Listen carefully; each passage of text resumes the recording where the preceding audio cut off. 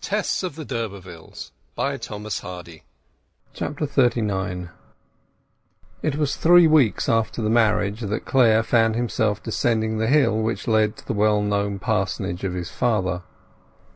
With his downward course the tower of the church rose into the evening sky in a manner of inquiry as to why he had come, and no living person in the twilighted town seemed to notice him, still less to expect him.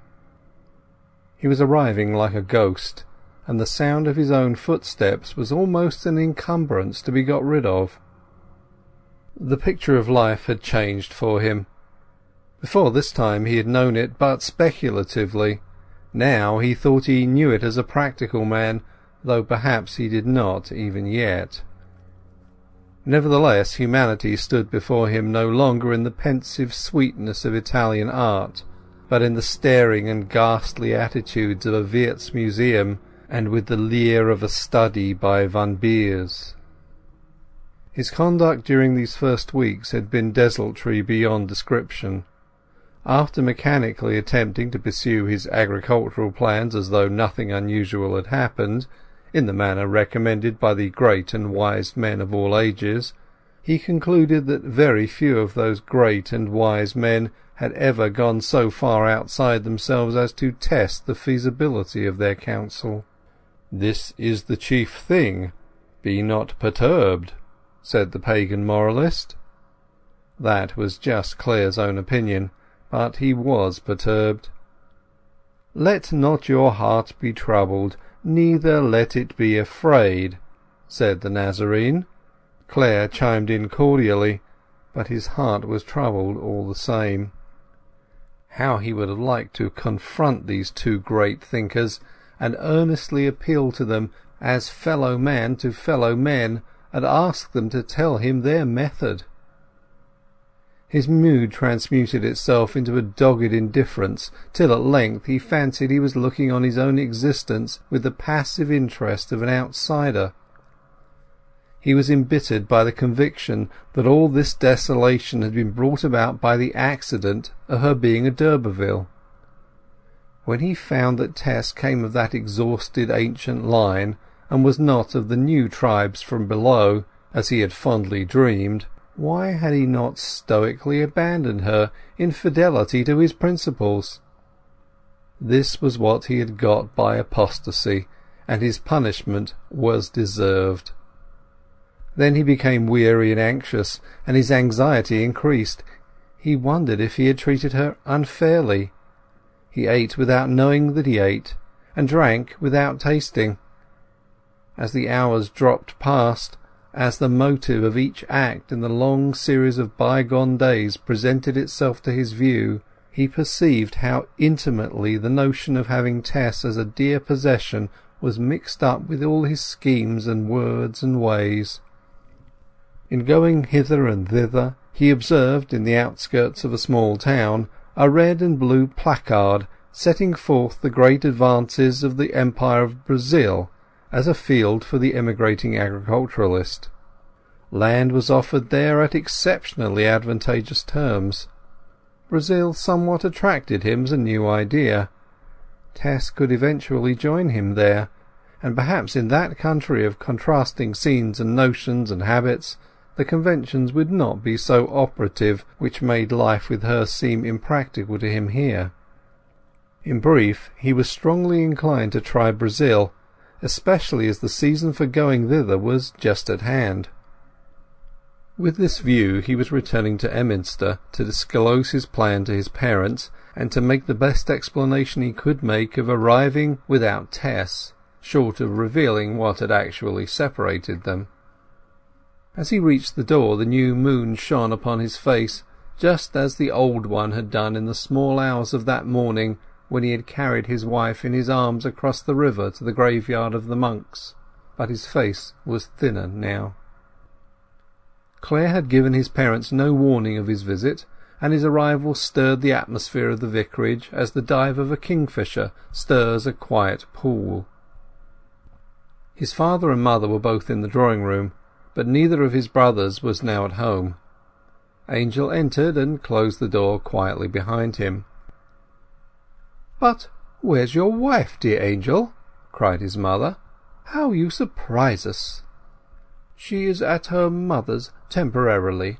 I have come home rather in a hurry, because I've decided to go to Brazil." "Brazil? Why, they are all Roman Catholics there, surely." "Are they? I hadn't thought of that." But even the novelty and painfulness of his going into a papistical land could not displace for long Mr. and Mrs. Clare's natural interest in their son's marriage. "We had your brief note 3 weeks ago announcing that it had taken place," said Mrs. Clare, "and your father sent your godmother's gift to her, as you know. Of course it was best that none of us should be present, especially as you preferred to marry her from the dairy, and not at her home, wherever that may be. It would have embarrassed you and given us no pleasure. Your brothers felt that very strongly. Now it's done, we do not complain, particularly if she suits you for the business you have chosen to follow, instead of the ministry of the gospel. Yet I wish I could have seen her first, Angel, or have known a little more about her. We sent her no present of our own, not knowing what would be best to give her pleasure. But you must suppose it only delayed. Angel, there is no irritation in my mind or your father's against you for this marriage, but we have thought it much better to reserve our liking for your wife till we could see her. And now you have not brought her. It seems strange. What has happened?" He replied that it had been thought best by them that she should go to her parents' home for the present, whilst he came there. "I don't mind telling you, dear mother," he said, "that I always meant to keep her away from this house till I should feel she could come with credit to you. But this idea of Brazil is quite a recent one. If I do go, it will be unadvisable for me to take her on this, my first journey. She will remain at her mother's till I come back." "And I shall not see her before you start?" He was afraid they would not. His original plan had been, as he had said, to refrain from bringing her there for some little while, not to wound their prejudices, feelings, in any way, and for other reasons he had adhered to it. He would have to visit home in the course of a year if he went out at once, and it would be possible for them to see her before he started a second time, with her. A hastily prepared supper was brought in, and Clare made further exposition of his plans. His mother's disappointment at not seeing the bride still remained with her. Clare's late enthusiasm for Tess had infected her through her maternal sympathies, till she had almost fancied that a good thing could come out of Nazareth, a charming woman out of Talbothays Dairy. She watched her son as he ate. "Cannot you describe her? I'm sure she's very pretty, Angel." "Of that there can be no question," he said, with a zest that covered its bitterness.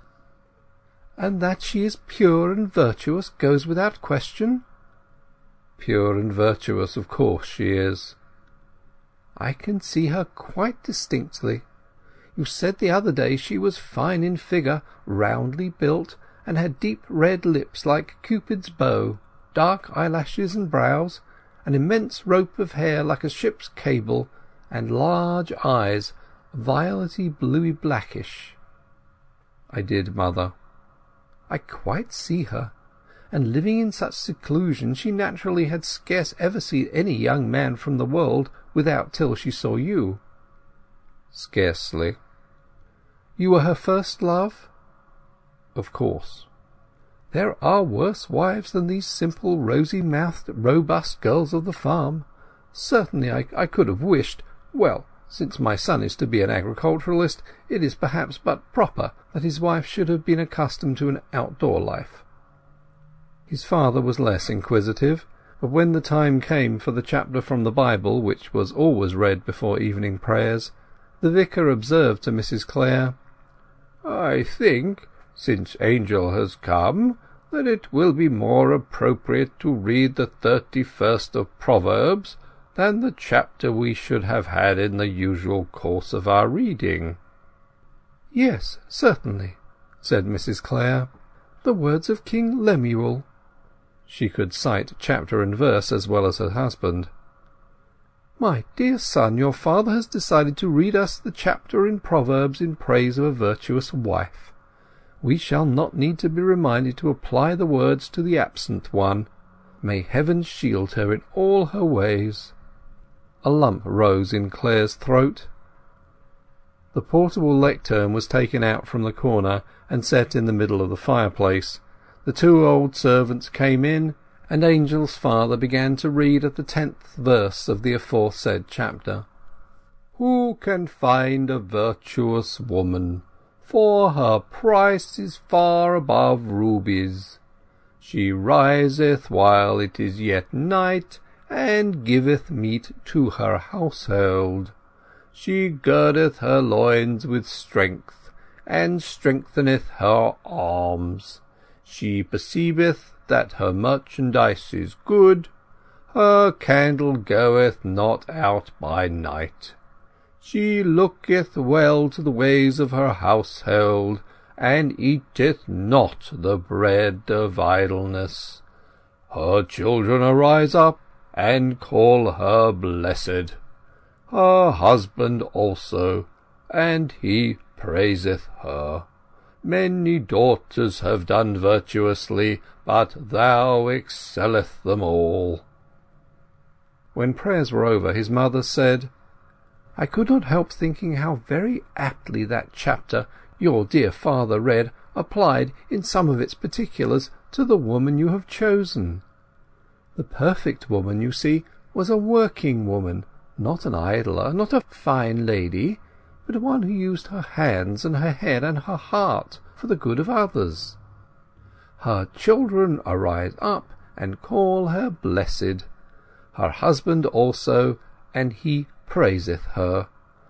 Many daughters have done virtuously, but she excelleth them all. Well, I wish I could have seen her, Angel. Since she is pure and chaste, she would have been refined enough for me." Clare could bear this no longer. His eyes were full of tears which seemed like drops of molten lead. He bade a quick good night to the sincere and simple souls whom he loved so well, who knew neither the world, the flesh, nor the devil in their own hearts, only as something vague and external to themselves. He went to his own chamber. His mother followed him and tapped at his door. Clare opened it to discover her standing without, with anxious eyes. "Angel," she asked, "is there something wrong that you go away so soon? I'm sure you're not yourself." "I am not quite, mother," said he. "About her?" "Now, my son, I know it is that. I know it is about her. Have you quarrelled in these 3 weeks?" "We have not exactly quarrelled," he said, "but we have had a difference." "Angel, is she a young woman whose history will bear investigation?" With a mother's instinct, Mrs. Clare had put her finger on the kind of trouble that would cause such a disquiet as seemed to agitate her son. "She is spotless," he replied, and felt that if it had sent him to eternal hell, there and then he would have told that lie. "Then never mind the rest. After all, there are few purer things in nature than an unsullied country maid. Any crudeness of manner which may offend your more educated sense at first will, I am sure, disappear under the influence of your companionship and tuition." Such terrible sarcasm of blind magnanimity brought home to Clare the secondary perception that he had utterly wrecked his career by this marriage, which had not been among his early thoughts after the disclosure. True, on his own account he cared very little about his career, but he had wished to make it at least a respectable one on account of his parents and brothers. And now, as he looked into the candle, its flame dumbly expressed to him that it was made to shine on sensible people, and that it abhorred lighting the face of a dupe and a failure. When his agitation had cooled, he would be at moments incensed with his poor wife for causing a situation in which he was obliged to practice deception on his parents. He almost talked to her in his anger as if she had been in the room, and then her cooing voice, plaintive in expostulation, disturbed the darkness. The velvet touch of her lips passed over his brow, and he could distinguish in the air the warmth of her breath. This night the woman of his belittling deprecations was thinking how great and good her husband was, but over them both there hung a deeper shade than the shade which Angel Clare perceived, namely, the shade of his own limitations. With all his attempted independence of judgment, this advanced and well-meaning young man, a sample product of the last 25 years, was yet the slave to custom and conventionality when surprised back into his early teachings. No prophet had told him, and he was not prophet enough to tell himself, that essentially this young wife of his was as deserving of the praise of King Lemuel as any other woman endowed with the same dislike of evil, her moral value having to be reckoned not by achievement but by tendency. Moreover, the figure near at hand suffers on such occasions because it shows up its sorriness without shade, while vague figures afar off are honoured, in that their distance makes artistic virtues of their stains. In considering what Tess was not, he overlooked what she was, and forgot that the defective can be more than the entire. End of chapter 39.